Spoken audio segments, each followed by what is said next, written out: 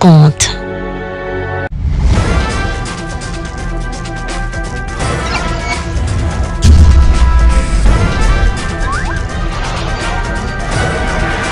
Equinoxe Télévision, au-delà de l'image, nous rendons compte.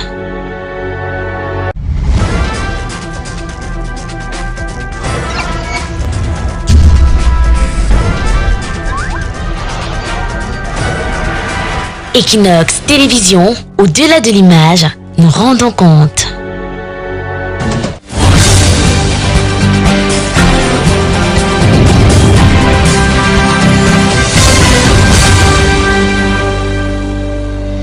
Ladies and gentlemen, you welcome to this edition of the news on Equinoxe Television, live from our headquarters in Cameroon's economic capital, Douala. I am Babla Jonathan. In our top stories in this edition of the news, the tension in the northwest and southwest regions of the country is still rising, according to information streaming into our studios from the population and civil society organizations. In the meantime, the President of the Republic of Cameroon, Paul Biya, set the stage for the regional elections, and opposition politicians in the Republic of Cameroon express worries about conflicts that could emanate from the implementation of the new decentralization code ahead of regional elections in the country. In the meantime, the spokesperson of the Major National Dialogue, Dr. George Ewane, says it is time to break the neck of guns in the two Anglophone regions of the country. He was speaking today in Yaoundé on the sidelines of the first meeting of the follow-up committee of the Major National Dialogue.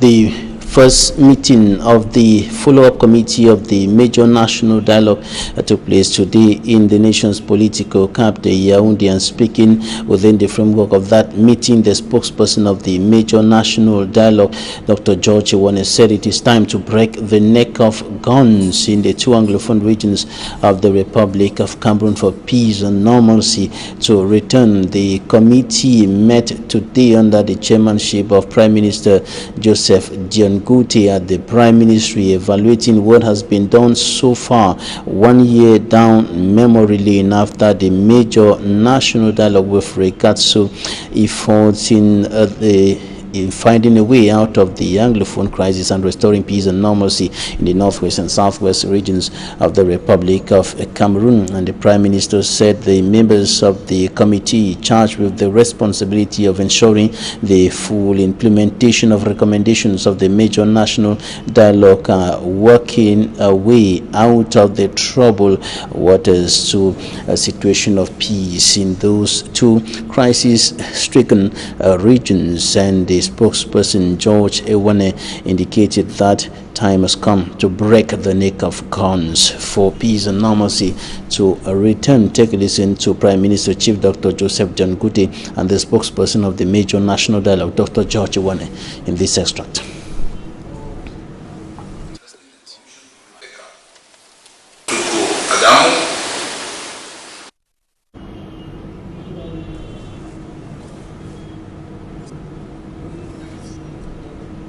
The members of the committee charged with the responsibility of ensuring the implementation of recommendations of the Major National Dialogue, as I indicated earlier, were examining what has been done so far, 1 year down memory lane after that event, which brought together political, administrative, civil society and religious leaders from across the board, from within and from outside the country, to discuss the way out of the major crisis affecting the Republic of Cameroon, that is the Anglophone crisis.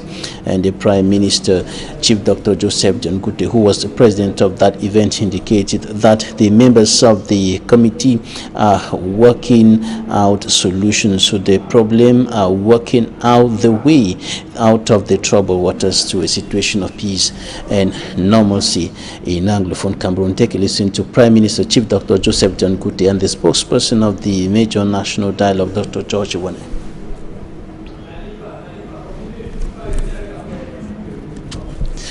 All right, we continue with something else, and in the report coming up next, Innocent Aziz says that the President of the Republic has set the stage for the regional elections amid tension and unstable socio-political climate in the northwest and southwest regions of the country. Signed a presidential decree yesterday concerning the putting in place of the regional councils ahead of the regional elections. Innocent as they read through that document and compiled this report.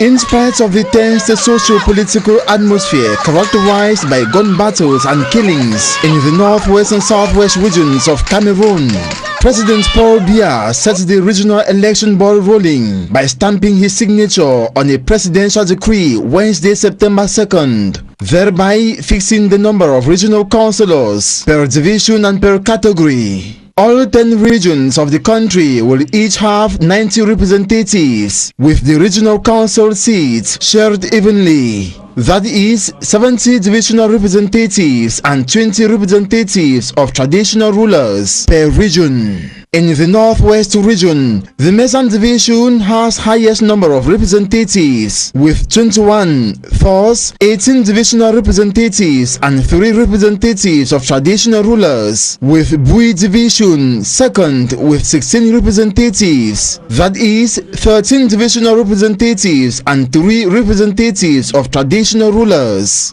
In the southwest region, Fako and Meme divisions have the highest number of representatives, 24 and 18 respectively. In the far north region, marked by Boko Haram attacks, Mayo Danai, Zamare and Logona Shari divisions have the highest representatives, 18 each.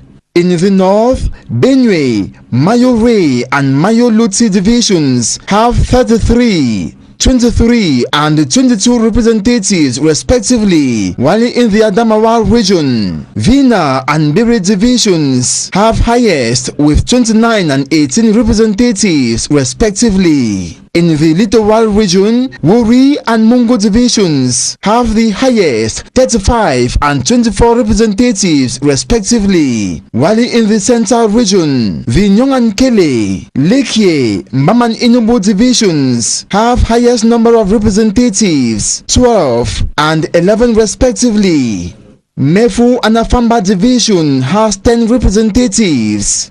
In the west region, the Noon, Menwa, Bambutus and Opankam divisions have 20, 14 and 12 representatives respectively. In the south region, the Jar and Lobo division has 26 representatives, while Villa and Ocean divisions have 25 each. In the east region, the Opanyong and Lom and Jorem divisions have 28 and 26 representatives respectively. The dates of the regional election will be known subject to President Paul Biya convening the Electoral College. And opposition politicians are expressing worries with regards to conflicts that could emanate from the implementation of the new decentralization code. And speaking today in the country's economic capital Douala during a meeting with ELECAM officials, some members of political parties or some political party leaders indicated that there are lots of flaws in the decentralization code that could generate conflicts. According to Sam Baka, vice president of the Union Democratique du Cameroon, that is the Cameroon Democratic Union political party, there are lots of things that should be revised in the decentralization code before the regional elections. And he says that the implication of traditional rulers in politics without the creation of a chamber, or what is referred to in Anglophone Cameroon as House of Chiefs, in all the regions of the country will have an adverse impact on the communities and their cultures and traditions But the member of the Electoral Board of Elections, Cameroon, Professor Pierre Titi Noel, chairing that meeting, indicated that the voters are not bound by political lines in the choice or in their choice, and they have to stick to the interests of the regions and not party or personal interests, according to Professor Pierre Titi Noel. And he indicated that traditional leaders should be involved in politics, governance, development, and democracy. They should not be limited to cultures and traditions. This is what Professor Pierre Titi Noel, member of Elections Cameroon, told the politicians who were reacting concerning the decentralization code during a meeting today here in Cameroon's economic capital, Douala. On to something else now. We talk about strike action of some workers of the Cameroon Development Corporation, CDC. Today, some of the inhabitants of the area went on the strike today, notably workers of the CDC. They went on strike today protesting against a project marked by the Cameroon Development Corporation, and they are calling on the head of state to intervene in the matter. They are indicating that the project will lead to loss of many jobs and incomes, and of course they protested today in the plantations of the CDC, and they also went to the Tico Council to express their grievances. Take a listen to some of them. To carry out our normal daily activities. The workers who are beside me, they are supposed to be clearing. We are supposed to keep the plantation clean. But unfortunately, I've just discovered that the administration, in collaboration with our chiefs, they are still going further with felling of our farms, which will render us unemployed, something we don't like. That's why I've decided with my colleagues here to stage is please, what we really need the administration to do for us is to stop the felling. We are not expanding our plantations, we are felling, giving all to newly out. What are we going to do? This will create unemployment for us, and we don't intend to go to the bushes. As concerns our salary, usually we are being paid after 2 months, so we are managing. As Cameroonians, all of us are managers, we are managing. We are thinking about tomorrow. Not every land belongs to the state. We understand very well. We understand that very well. Like I said, in the nearest future, we are going to notify the administrations as concerns our intention. We are here to work, but with the present situation, I cannot work. So I'm going back with my workers. Several inhabitants of Buda in the west region of Cameroon are on the streets protesting against a decision transferring the commander of the Buda Gendarmerie Brigade, Senior Warrant Officer Lachele Sebastien. They say that the transfer of the officer is going to put the security of the area at stake. He has been at war against insecurity in that part of the country. Details with Manjik and Gabriel. Disgruntled commercial bike riders block access routes into Mbuda in the west region. They are in a peaceful demonstration to call on the authorities to cancel the decision that has transferred Senior Warrant Officer Lachele Sebastien, the commander of Gendarmerie Brigade in Buda.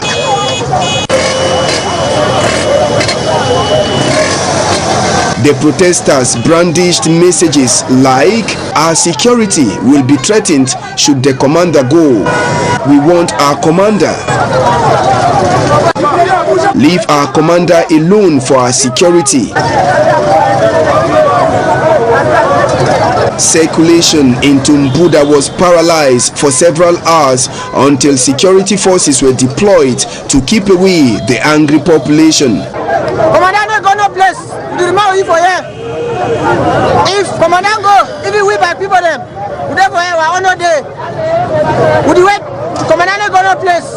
Now why they outside? Senior Warrant Officer Lachele Sebastien has been transferred to Ngumu in the Center region to maintain the same position he occupied in Buda. Elements of the National Gendarmerie in the Mbanga in the Mungo Division littoral region of Cameroon are on an investigation to track down the killer of a 31-year-old man at Ndo 3 village in that part of the country, and of course the man was discovered dead. Investigations are on course. Once more, Manjik and Gabriel files in details. A remarkable discovery made by the elements of the Gendarmerie Brigade in Banga, Mungo Division of the littoral region. We are at Ndo village, where the lifeless body of a man by name Anjek Daddy was found in the pool of his own blood on a farmland. I want interview inside Kakao. I hear some man one time from my back say, they call you. According to an eyewitness who is a native of Ndo 3 village, the man was not a hunter by profession, making his death to be suspicious. I want to go again. He said, je vois que tu veux être agressif. I told my security girl and say, hey, aggressive dans quoi? I did aggressive for waiting. By the side of the 31-year-old Anjek Daddy, a rifle was found alongside 2 cartridges. His body was later taken away by the elements of the Gendarmerie to the mortuary as investigations have been opened by Commander Bebe Nyem of the Gendarmerie Brigade in Banga.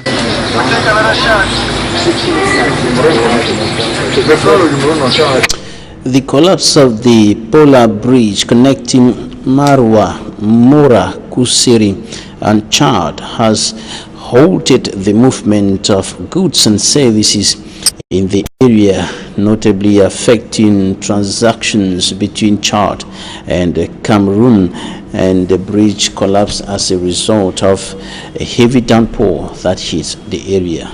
Immaculate Fogwe.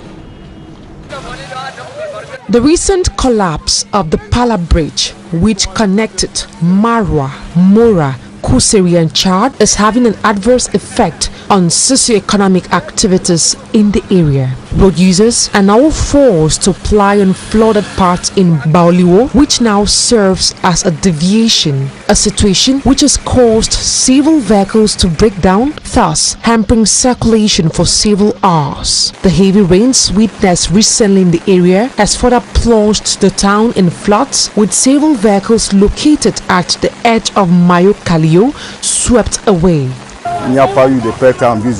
Though no one was killed by the floods, enormous material damages were recorded. Several vehicles were swept away by the heavy floods. Inhabitants of the area decry the fact that heavy-duty trucks now ply on the stretch, which was used only by pedestrians and motorcycles.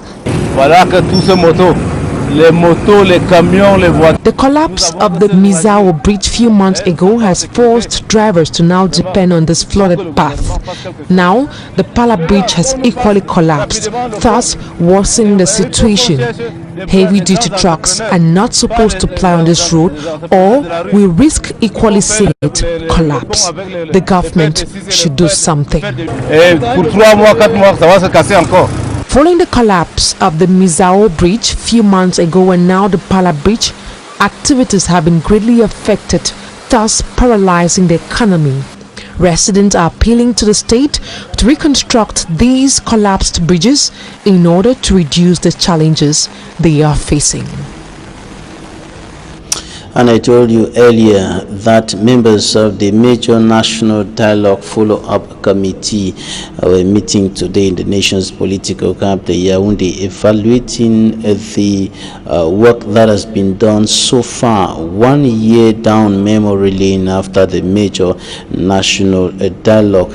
And of course, this is within the framework of efforts to restore peace and normalcy in the northwest and southwest regions of the country. And the members of of the Major National Dialogue Follow-Up Committee were looking at what has been done and projecting into the future, mapping the way forward to total restoration of peace and normalcy in those regions. And they are meeting at a time when violence is on the rise in the two Anglophone regions of the country. Take a listen to Prime Minister Chief Dr. Joseph John Guti and the spokesperson of the Major National Dialogue, Dr. George Iwane. It should enable us to design a roadmap for ensuring that our children in all our villages and towns in the northwest and southwest regions peacefully resume schools, our businessmen and women in those two regions restart their enterprises, and our brothers and sisters who have become refugees and internally displaced persons go back to their villages and carry on with their regular activities again. By deciding to create this committee, the head of state, His Excellency Paul Biya, has continued to demonstrate his profound commitment to follow through with delivering on the deep aspirations of our people: peace, prosperity, and harmonious living together. I dare challenge all of us to exhibit our patriotism and our love for our homeland, to be relentless in investing effort and time in this mission for posterity. The membership, composition, and caliber foretell the hope vested in this committee. Our individual and collective actions will definitely take us in the right direction, that which will lead to a return of peace in the northwest and southwest regions and strengthen our resilience as a people. I therefore formally declare open the inaugural session of the committee to follow up the implementation of the recommendations of the Major National Dialogue. This first meeting, like you know, held against the background of COVID-19. So it wasn't easy for us to come together, but we all braved the odds because we know, as participants did agree, that it was time to completely bend the neck of the gun in the southwest and in the northwest regions of Cameroon. This inaugural meeting thus took stock of the recommendations of the Major National Dialogue implemented so far. They also examined the way forward in the attempt to fostering complete peace in the northwest and in the southwest regions of Cameroon.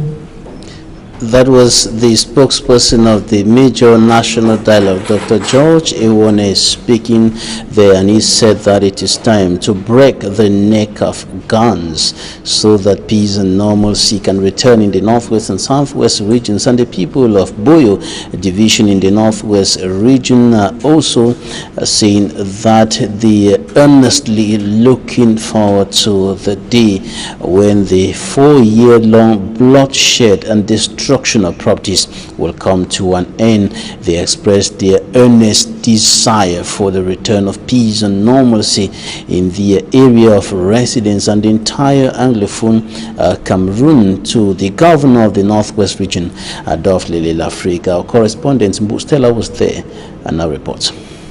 This is Government Bilingual High School Fundong in a deplorable state. It is alleged that the school was burnt by gunmen in an attempt at keeping teachers and students away from their classes.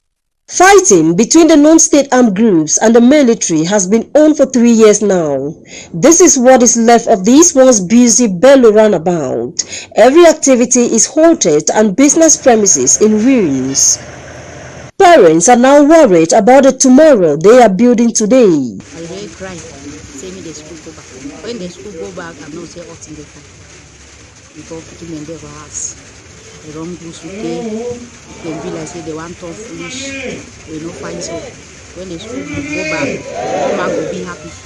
Some fight we are market things and we will try for work now. No way, no day for we now for sell we are capping.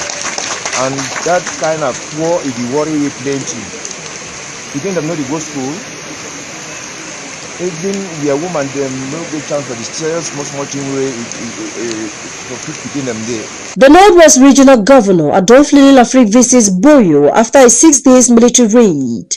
At the Fundang Motor Park, he encouraged the population to form vigilante groups and support government's reconstruction plan. And for those whose homes were burnt, whose property were destroyed, whose cattle were killed or taken by robbers, you have to declare it to the neighboring administrative authorities through your traditional rulers, because the rebuilding plan decided by head of state is soon coming to start the rebuilding process of the region. The governor equally chaired this meeting. It is a conclave for traditional rulers of Boyo division, but not all of them are here. Some are being held by gunmen. They were taken on their way to this gathering. We are sorry that some could not attend. I'm quite sure that from today and after the rite that are going to perform here,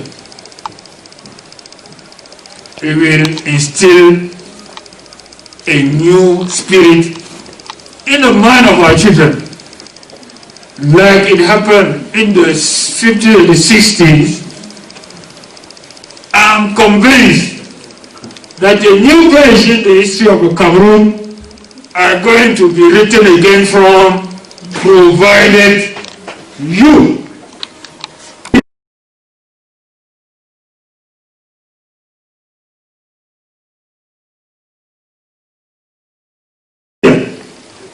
accept together like one man to take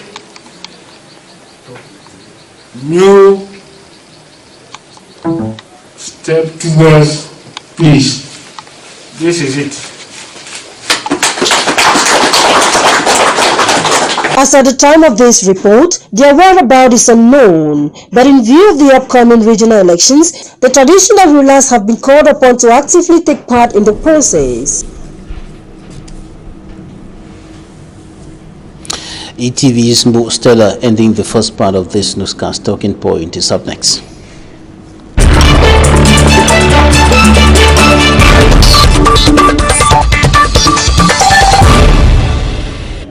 Our guest today is the clergyman and political analyst, Apostle Ambi Valentine. You're welcome. Good evening, Babila. Good evening, televiewers of Equinoxe Television. Good evening, Cameroonians. Once more, it's a privilege again, an opportunity to discuss heart-burning issues concerning our nation, Cameroon. God bless you. Thank you for joining us today. What do you think about the optimism in the voice of the governor of the Northwest region, Adolphe Lafrique? You heard him speaking there to the people of the Boyo division with a lot of optimism. You don't expect somebody who is representing an authority to be pessimistic. He's representing an authority and he's been told what to do, and definitely he has to act according to others. There is no way anybody will accept defeat in a war front. And as the governor of that region, I think he is carrying out his job as assigned by the head of state. And secondly, he's trying to energize and infuse enthusiasm in the hearts of the people. But if you look at the faces of the people, you can be able to psychologically read that the people are not comfortable with what is happening. And on both sides, they are facing a lot of traumas, both from the separatists and the military. And at a certain level, there are things you cannot explain. You just have to succumb to the circumstances around you. But I want to make us understand that putting the cart before the horse is what is causing the prolonged agitation that continues in the Northwest and Southwest region. The government has to put their heads on ground and all hands on deck to make sure this crisis comes to an end. All this gingering, enthusiasm, optimism they are stirring the atmosphere will not solve the crisis, because we were told some people were going to the meeting were arrested on the road by the same separatists that they are trying to energize people to forget about them. So the truth is, let us be factual and be real to handle the thing the way it's supposed to be. Putting the cart before the horse. Can you explain? Yes, putting the cart before the horse. The government is carrying out a lot of measures why they have not treated what is supposed to be treated. It's like trying to treat the branch of a tree when the root is rotten. For instance, the crisis is going on. We had serious gunshots yesterday, and people were dispersed in the market square in Bamenda and other places. There was gunshot in Boyo, and there are still gunshots everywhere. They are planning reconstruction. They are carrying out decentralization processes, and the governor is speaking as if the atmosphere is actually at ease. It is not at ease. They should be able to treat what is causing the uproar in the region before trying to carry out all the activities right now. Yesterday they announced, they said the head of state gave a presidential decree concerning the decentralization of the regions and different regional delegates. Some regions have more delegates. We'll be coming to that in a short while. Yeah. Dr. George Ewane, spokesperson of the Major National Dialogue, said today during the first meeting of the follow-up committee of the Major National Dialogue at the Prime Minister in Yaoundé that it is time to break the neck of guns so that peace and normalcy can return to those two regions. What's your take on that? It is trying to break the neck of guns.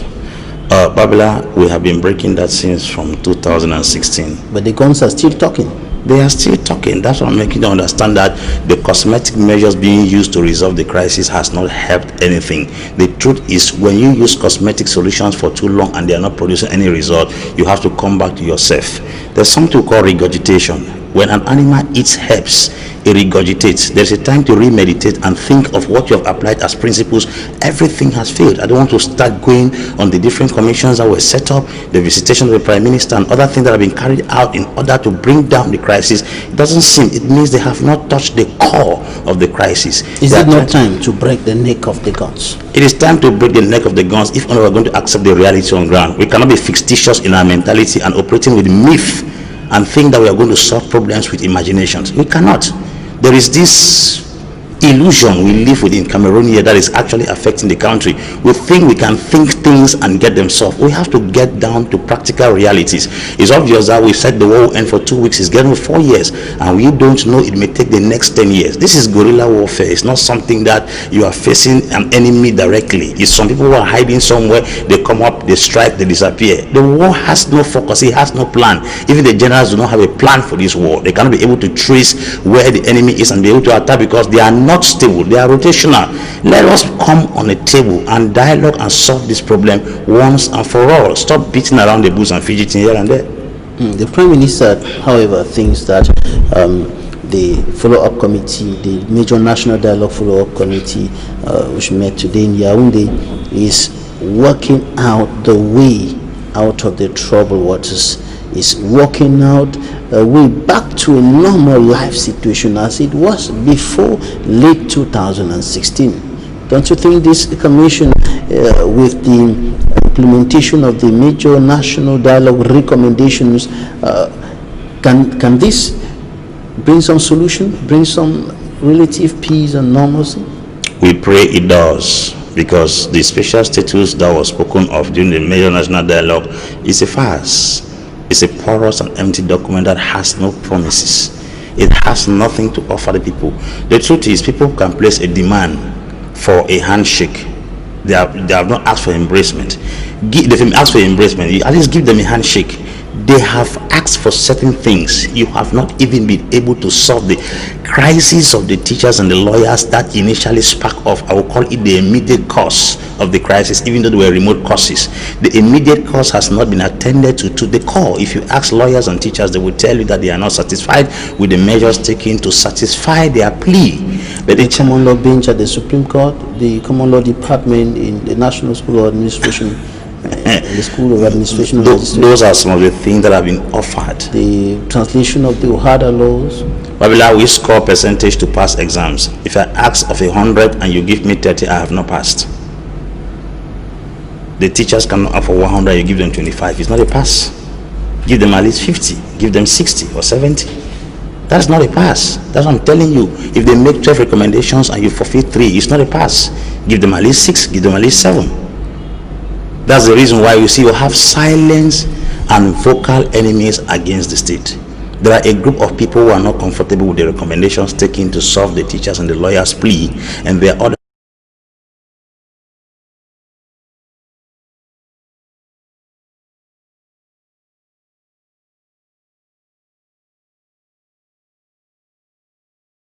mental prowess to handle this crisis, guns will never solve any problem. It cannot give us a solution. That is one of the things which Senator Mbela Moki Charles highlighted recently. He said reconstruction should start from the mind. The mind. It the has mind to do should be reconstructed before physical reconstruction on the ground. Of course, because people are psychologically traumatized. Like 2 days ago, when another media were talking that many voices are being raised for an Anglophone to be the next president, that already gives a psychological cure to the fact that we are not a demented species of human beings. We are not the ones who are the lower class or the inferior class. Minority is not inferiority. We may be the minority, but we are not inferior. That sense of belonging and consciousness of our responsibility should be given back to us. And that is the plea we are making every day. We are not praying for a separated country. We are not agitating for separation, but at least our place should be recognized in the country. So we have to start by reconstructing the mind. That's the reason why when we are talking about dropping down the guns, beginning to drop, we drop the guns from our minds for putting it on the ground through our hands. So we have to do something to sensitize the people that guns in our hands does not solve the problem. Like I will always say, when you see guns start smoking, it's only a sign that minds have collapsed. And the question now is how to reconstruct the minds, because there are some who were traumatized by some experiences, some happenings around them, and they have left the area to other places, and they are being gradually uplifted from that position, while others are still there and they are still being traumatized. Guns are still talking, some are still being killed, slaughtered, and so on and so forth. How do we reconstruct the mind in this kind of atmosphere? How did we start to sensitize people about HIV and AIDS? How did we start to sensitize people about COVID-19? It is but normal that we can still use those measures and strategies to sensitize the people and educate them. The media is a very fundamental platform. It plays a pivotal role. As a matter of fact, Franklin Roosevelt in America fought wars on media. He was a crippled, but he had such oratory capacity that was able to convince. You see the case of Joseph Goebbels in the days of Hitler. It was Hitler's propaganda machinery. He even claimed lands that Hitler had not taken through the media. Winston Churchill also had to use the media to bring. So we have to use the media as a strong force to communicate to people the need for guns to be dropped. How do we communicate this? We make them understand their place back in the society. Give them the privileges that they have asked. That's where we begin, by reconstructing the mind. I'm dropping this gun like this. It was something that took me to the bush. It means something better is coming. I have to drop this gun. You cannot tell me to drop a gun when you have not told me what I'm going to get after dropping that gun. They have been told that when they drop the guns, they will be received in DDR centers and reinserted into the normal life train and so on. Was DDR center part of the pleas of the people?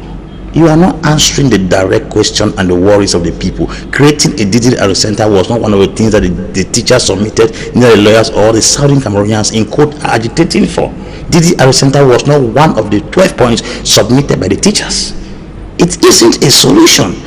Answer them to what they submitted, then start telling them that, okay, we're going to give you this, but we cannot give you this. At least it will give them the sense that part of their demands and their pleas have been answered.